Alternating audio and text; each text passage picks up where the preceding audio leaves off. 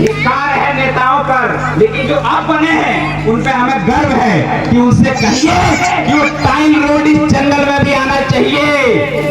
जब हम शेर, बाघ, लोमड़ी, गीदड़, सियार, भालू से लड़ सकते हैं तो इस सरकार से भी लड़ लेंगे।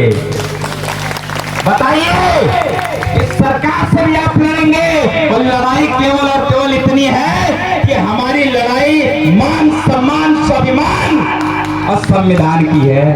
ये ध्यान रखना। क्या है मान सम्मान स्वाभिमान? मान सम्मान स्वाभिमान ये है कि जिस प्रकार से तुमने हमारे पढ़ने के लिए एक विद्यालय की व्यवस्था कर दी, इस विद्यालय में छत पड़ा कैसे? सवाल है, कैसे पड़ा? जब आपको मकान रोकने के लिए आपत्ति था तो ये जो है 50 लाख के बजट का विद्यालय बनने में आपत्ति क्यों नहीं आया? इसलिए कि उसकी नेतागिरी वहीं लड़की थी, वो बन गया। अरे छोड़ो। अरे जब हम कह रहे हैं विद्यालय में, जब गांव में जब विद्यालय है तो इसलिए विद्यालय है क्योंकि गांव है। तो विद्यालय के होने से गांव नहीं बसा है, गांव के होने से विद्यालय बसा गया है। तो इसलिए विद्यालय जरूरी नहीं, गांव समाज जब जरूरी है। जब गांव समाज पैदा हो गया तो विद्यालय पैदा हुआ, नेता पैदा हुआ, हॉस्पिटल। और नेता होते नई नई गाड़ियां चालू हो जा रही हैं और यहाँ से छोड़ के बाहर कमरे बन जा रहे हैं, तो हमारा कमरा क्यों नहीं बन रहा? सवाल से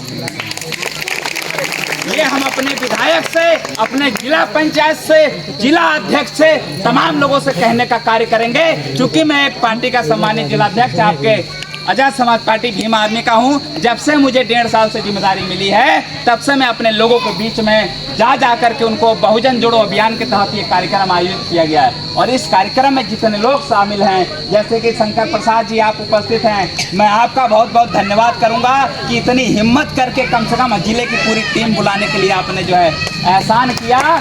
ये सोनू कुमार भाई आपका बहुत बहुत धन्यवाद।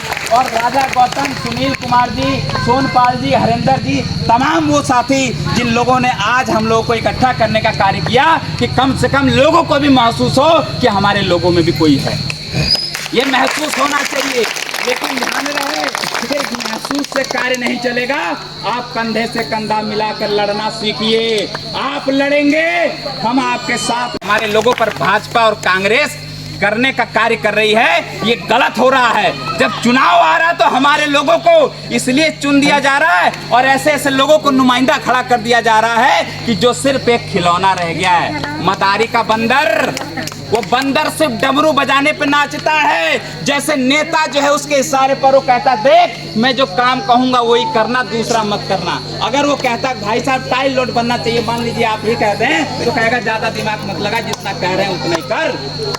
तो हमारे लोगों को रोका जा रहा है कि लेकिन हमारा जब नेता बन रहा तो हमारा प्रतिनिधि